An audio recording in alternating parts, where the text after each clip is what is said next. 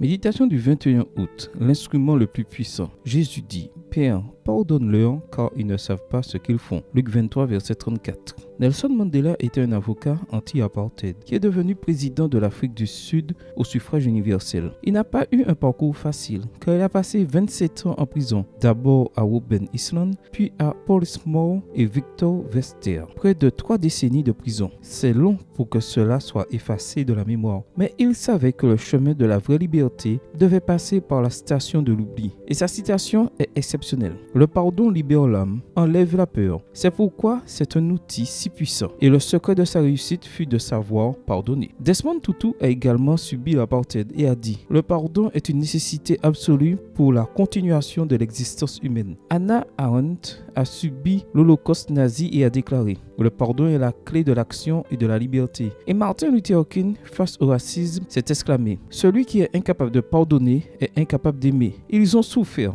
pardonné et changé le monde ». On peut penser que le pardon est simplement un acte de miséricorde ou de compassion. Mais ce n'est pas le cas. Le pardon est avant tout la résolution d'un conflit. La résolution pour l'autre qui est exempt de nos fardeaux et qui, sans obstacle, peut se présenter devant Dieu. La résolution pour nous qui décidons consciemment que les souvenirs de notre mémoire seront moins importants que les possibilités de nos espérances. Deuxièmement, c'est l'exercice le plus profond de la tendresse humaine. Pardonner de tout cœur implique une sensibilité et une empathie immense. Et ce cœur n'est atteint qu'à côté de Jésus. Le pardon de Dieu n'est pas seulement un acte judiciaire par lequel il nous affranchit de la condamnation. Ce n'est pas simplement le pardon du péché, c'en est la délivrance. L'amour rédempteur transforme le cœur. Extrait du livre Heureux ceux qui, chapitre L'horizon dominical, page 94, écrit par Ellen G. White. Quand j'étais jeune, je pensais que l'expression de Jésus « Père, pardonne-leur car ils ne savent pas ce qu'ils font » était le résultat d'un moment de condescendance. Je croyais que le pardon était quelque chose comme renoncer à l'avantage que procure le fait d'être une victime, donnant à l'autre une opportunité de continuer à jouer. Aujourd'hui, je suis certain qu'il y avait beaucoup de tendresse dans les paroles de Jésus. La tendresse de quelqu'un qui aime vraiment et, même blessé, cherche une raison de continuer à aimer, bien que cette raison soit l'inconscience de l'autre. Nous avons été plusieurs fois coupables, même si c'était inconsciemment, et nous avons reçu le pardon avec tant d'affection. Ne devrions-nous pas procéder ainsi avec les autres? Amen. Bonne journée à toi et que le Seigneur te bénisse.